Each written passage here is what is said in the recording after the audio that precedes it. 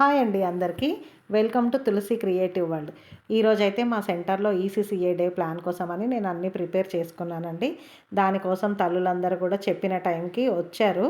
పిల్లలతో పాటు వచ్చారు. పిల్లలతో యాక్టివిటీస్ చూడడానికి నేను ముందే వాళ్ళని ప్రిపేర్ చేశాను. మినిమం 1 అవర్ పడుతుందండి. ఖచ్చితంగా ఇంట్లో పనులన్నీ పూర్తి చేసుకొని రండి అని చెప్తే వచ్చారు. వచ్చిన తర్వాత అందరినీ కూర్చోబెట్టానండి. కూర్చోబెట్టి వెల్కమ్‌ది కూడా పిల్లలతోటి వెల్కమ్ చెప్పించాను. అదైతే వీడియో సరిగ్గా రాలేదు, అందుకని నేను పెట్టలేకపోయాను. అయితే ఇక్కడ ఫస్ట్ తల్లులందరూ రాగానే కూర్చోబెట్టి అసలు మేము ఈసీసీ డే అనేది ఎందుకు చేస్తాము, దేనికోసం చేస్తాము అనేది వాళ్ళకైతే పూర్తి వివరంగా చెప్పానండి. మీకు ప్రైవేట్ స్కూల్స్లో అయితే మంత్లీ పేరెంట్ టీచర్ మీటింగ్ ఉంటుంది. అలాగే మా అంగన్వాడీ సెంటర్లో కూడా ఇలాగే మంత్ ఎండింగ్ 4వ శనివారం ఉంటుందండి. 4వ శనివారం కుదరకపోతే దాని తర్వాత డే మేము ఎప్పుడైనా ప్లాన్ చేస్తాము. మీకైతే గ్రూప్లో మెసేజ్ పెడతాను, మీరు అందరూ కూడా ఖచ్చితంగా రావాలి అని. ఇప్పుడు ఈరోజు ఇక్కడికి వచ్చిన తల్లులందరిది కూడా గ్రూప్లో అయితే నేను ఒకటి ప్రీ స్కూల్ పిల్లలది గ్రూపు క్రియేట్ చేశానండి. అందులో ప్రతిరోజు వాళ్ళు చేసే యాక్టివిటీస్ అయితే నేను షేర్ చేస్తూ ఉంటాను. ఇక్కడైతే ఇంకా తల్లులందరూ వచ్చిన తర్వాత కూడా ఇంకా ఒక్కొక్కరు వస్తూనే ఉన్నారు.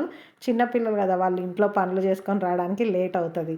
అలాగే వస్తూ ఉన్నారండి. ఇంకా మా అమ్మకి అదే చెప్తున్నాను, అందరూ తల్లులు వచ్చిన వాళ్ళందరినీ కూడా కవర్ చేయండి అని చెప్పేసి తనే వీడియో తీస్తుందండి మా అమ్మ అయితే.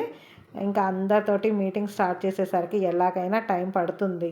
ఇంకా తల్లులు రావాలి. తల్లులు వచ్చిన తర్వాత కూడా పిల్లలు అల్లరండి. ఇంతమంది ఆల్రెడీ వాళ్ళ చేతుల్లో చిన్నపిల్లలు ఉన్నారు, మా దగ్గర ప్రీ స్కూల్ పిల్లలు ఉన్నారు. అందరూ కలిపి ఏదన్నా మాట్లాడుతుంటే వాళ్ళ అల్లరే సరిపోతుంది. సరే అని చెప్పేసి ఇంకొచ్చిన వాళ్ళతోటి మాట్లాడదాము కాసేపు, మనం ఎందుకు పిలిచాము ఏంటి చెప్దామని చెప్పేసి స్టార్ట్ చేశామండి. అయితే ఈరోజు మీరు ఇక్కడికి ఎందుకు వచ్చారు ఏంటి అంటే ఒక తల్లి చెప్పిందండి, ప్రైవేట్ స్కూల్లో మీటింగ్ అనేది ఉంటుంది కదా, అలాగే ఇక్కడ కూడా అనుకున్నాము అని అంది. అవును, నిజంగానే మేము నెల మొత్తము ఏవైతే యాక్టివిటీస్ మీ పిల్లలకి నేర్పిస్తామో ఇక్కడ మీ ముందు ఒకసారి చేసి చూపించడానికే ఇదొక స్టేజ్ అండి అని చెప్పి మేము ఆ తల్లితోటి చెప్పాను, అందరితో చెప్పాను. అయితే ఒక అబ్బాయిని నేను ఈ నెల మనం మంచి అలవాట్లు నేర్చుకున్నాం కదా, ఏవేవి 2 నేర్చుకున్నాము అని అంటే ఆ అబ్బాయి గోర్లు కట్ చేసుకోవడం ఒకటి ముందు చెప్పాడు. తర్వాత ఇంకొక అబ్బాయి వచ్చి రోజు స్నానం చేసి రావాలనగానే క్లాప్స్ కొట్టించి ఎంకరేజ్ చేశాము. పిల్లలకి క్లాప్స్ కొడితే ఎంకరేజ్మెంట్గా ఉంటుందండి. వాళ్ళు ఏ పని చేసినా వాళ్ళు చెప్పిన వెంటనే క్లాప్స్ కొట్టిస్తే మాత్రం టీచర్ నన్ను మెచ్చుకుంది, చాలా ఎంకరేజ్గా ఉంది అని చెప్పేసి వాళ్ళు సంతోషిస్తారు. నెక్స్ట్ కృత్యంలో కూడా పాల్గొంటారు వాళ్ళు. పిల్లలు అల్లరైతే మధ్యలో అలాగే ఉంటుందండి. ఇంకా ఇలాగే ఆ అబ్బాయి ముందుకు వచ్చాడు. కొంతమందిని అయితే నేను ఇంకా గాడ్ బ్లెస్ మమ్మీ పాట పాడదామని చెప్పేసి ఒక 4 పిల్లల్ని పిలుస్తున్నాను. పిలిచిన వాళ్ళందరూ కూడా ఇలా ముందుకు వచ్చారు. ముందుకొస్తే ఆ అమ్మాయి ఒకటి ఉంది చూడండి, వైట్ ఫ్రాక్. తను కొంచెము అంటే మనిషి హైట్‌గానే కనిపిస్తుంది కానీ అంతగా బ్రెయిన్ డెవలప్ అవ్వలేదు. అందుకని చెప్పి తన మధ్యలో లేస్తూనే ఉంటుంది. కానీ ఆ పిల్లని కూడా మేము అలాగే కవర్ చేసుకొని వస్తున్నాము. అన్నిటిలో నేను ముందుకొస్తాను అంటది కానీ మాట్లాడదు అస్సలు కూడా. అలాగే ఉంటుంది. సరే అని చెప్పేసి మా దగ్గర అంతా హిందీ వాళ్ళండి. నేను ప్రతిదీ కూడా హిందీలోనే నేర్చుకోవాలి. హిందీలో నేర్చుకొని ఏదైనా నాకు పదం తెలియకపోతే కూడా ఎవరైనా వస్తే ఇలాగే పేరెంట్స్ వస్తూ ఉంటారు కదా, వచ్చినప్పుడల్లా దీన్నేమంటారు అని చెప్పి తెలుసుకొని నేనైతే అన్నీ హిందీలోనే నేర్చుకొని ప్రతిదీ హిందీలో చెప్పాలి. సక్సెస్ఫుల్గా మా పిల్లలైతే పాట పాడేశారండి, గాడ్ బ్లెస్ మమ్మీ అని. మేము ఇలా పాటలు పాడిస్తాము. నెలకి మా దగ్గర ఖచ్చితంగా 5, 6 పాటలు అయితే ఉంటాయి. ఈరోజు మీకు ఈ పాట పాడించాము, నెక్స్ట్ మంత్ మళ్ళీ ఇంకొక పాట ఉంటుంది. సిలబస్ మంత్లీ మాకు చేంజ్ అవుతూ ఉంటుంది కాబట్టి మేము పాట పాడిస్తున్నాము. నెక్స్ట్ యాక్టివిటీ వచ్చేసి చూపిస్తానని చెప్పి నేను మెటీరియల్ అంతా ఆల్రెడీ అక్కడ ట్రేలో చేసి పెట్టుకున్నానండి. అయితే నెక్స్ట్ యాక్టివిటీ కోడిపిల్ల కథ నాటకం చేద్దాం, నాటకీకరణ చేద్దామని చెప్పేసి అవైతే నేను కార్డ్స్ రెడీ చేసి పెట్టుకున్నాను. అయితే ఎవరి కార్డు వాళ్ళకి ఇచ్చాను. ఆల్రెడీ పిల్లలకు చెప్పాను, మీరు ఇది చెయ్యాలి అని చెప్పి ఎవరిది వాళ్ళకి వేసేసానండి. మెడలో వేసి మీరు చక్కగా నాటకం చెయ్యాలి అని చెప్పగానే అసలు నాటకం అంటే చాలా, నేను కథ చెప్తా అంటే మాత్రం కూర్చోరు పిల్లలు, అల్లరి చేసేస్తారు.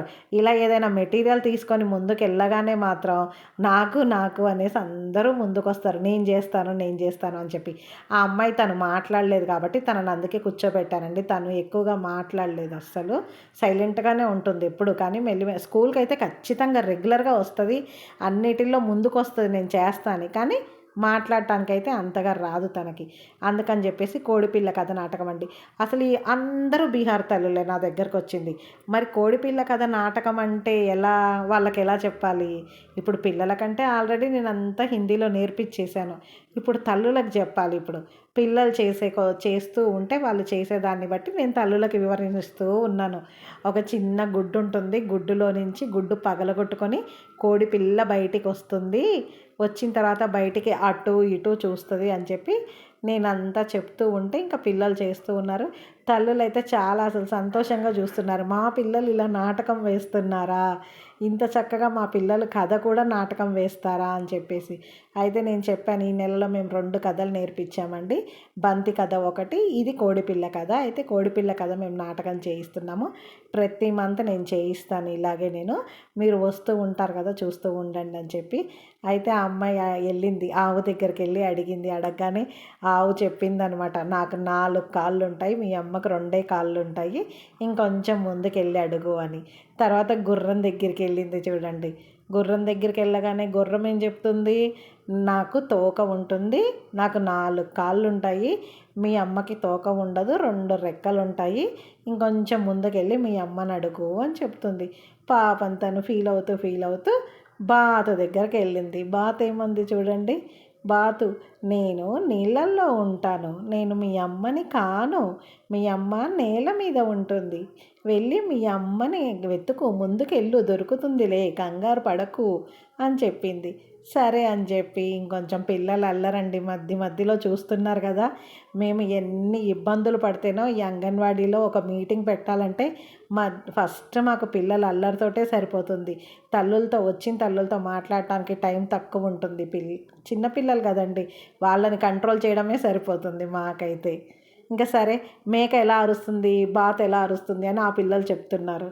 ఇలా అరుస్తుంది అని చెప్పేసి మధ్యలో ఈ అమ్మాయి మనకు అడ్డం వచ్చేసింది. అక్కడ ఏం జరుగుతుందో తెలియకుండా ఒక్క నిమిషం అయితే తను కూర్చుంటుందండి. తను కూర్చున్న తర్వాత మనకి ఏం జరుగుతుంది ఏంటనేది ఆఖరికి చూడండి, కోడిపిల్ల కోడి దగ్గరికి చేరుకొని గట్టిగా హత్తుకుంది. ఇలా అయితే జరుగుతుందండి.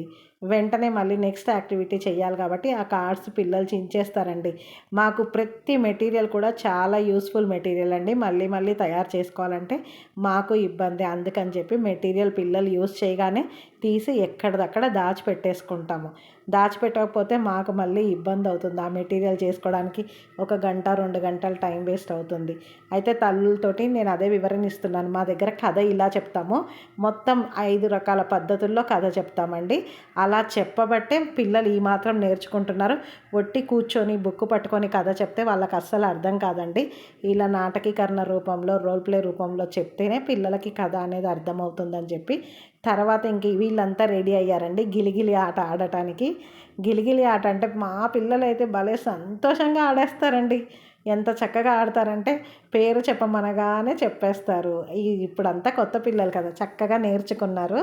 గిలి అనగానే ఎవరి పేరు అని అడగగానే ఆ చిన్నగా ఉంది రెడ్ టీషర్ట్ అమ్మాయి, రోజైతే నేను నందిని అనమాట తన పేరు. నేను నందిని అనగానే కాదు నందిని కుమారి అని అంటది. నేను నందిని కుమారి అనే పిలవాలంట తన్ని, నందిని అనొద్దంట. ఇప్పుడు మాత్రం పాపం వాళ్ళ తల్లు అందరూ ఉన్నారని చెప్పి అస్సలు ఏం చెప్పలేక మాట్లాడలేకపోతుంది. సరే అని చెప్పేసి ఇంకొక అబ్బాయి పేరు చెప్పానండి.